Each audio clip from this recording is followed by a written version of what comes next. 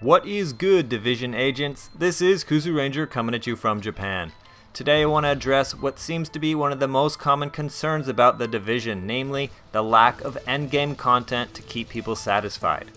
Let me say that while I know the game is not perfect, I just don't agree at all with this line of thinking that the game lacks depth. If you have any experience playing similar games like Destiny, GTA 5, or Diablo 3, then you already know what to expect here. Repetition occurs in these types of games, with the enemies, missions, or gameplay, but things don't get stale. Do these games also lack an end game? Do people stop playing just because they hit a high level? Of course not. We all know a big part of those three games is to grind and level up, getting you more cash and XP, getting you better weapons and gear. That's not the only reason to play, but it is expected. Most play to enjoy the entire package, to immerse themselves into the detailed, fantastic worlds, to enjoy the atmosphere, scale, or whatever it is that hooked them in the first place. People aren't complaining about the lack of depth in those games, even though they all share a similar structure to The Division.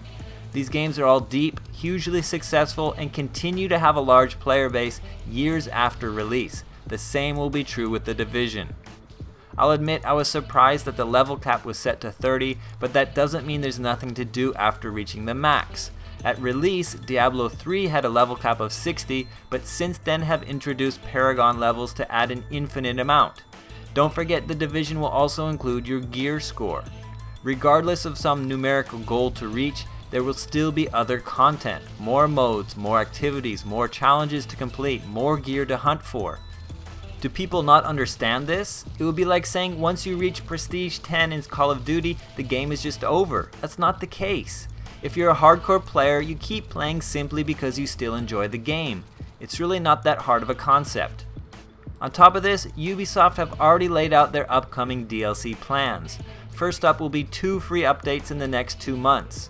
Incursions mode brings endgame content in April, encouraging teams of 4 against unstoppable enemies for high-level loot. Loot trading will be added as in Diablo, which lets players in the same group trade gear and weapons. A new conflict mode will arrive in May, including a new Dark Zone feature as well as the Columbus Circle event. There'll be more DLC in June called Confrontations, set in the underground tunnels. Then in summer there'll be survival mode, followed later by Last Stand coming in winter.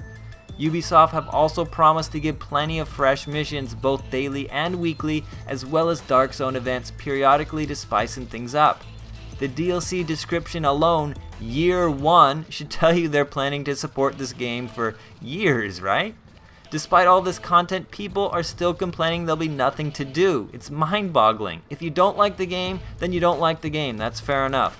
But if you are a fan, then seriously open your eyes and look at the bigger picture. Ubisoft wants us to keep playing and of course will offer tons of new stuff to do. Co-op and Dark Zone modes will be added, challenges will be introduced, new areas will be opened up, cool weapons and gear will be added, new bosses will get thrown in the mix.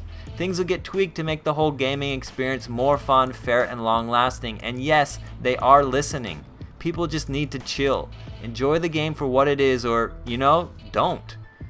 I realize I didn't even mention the Dark Zone because I feel it deserves its own discussion in a separate video, which will be coming soon. Alright, if you found this video helpful, don't forget to hit that like button and subscribe to my channel for more tips, guides, and various commentary. Thanks for watching. This has been Kuzu Ranger. Boo!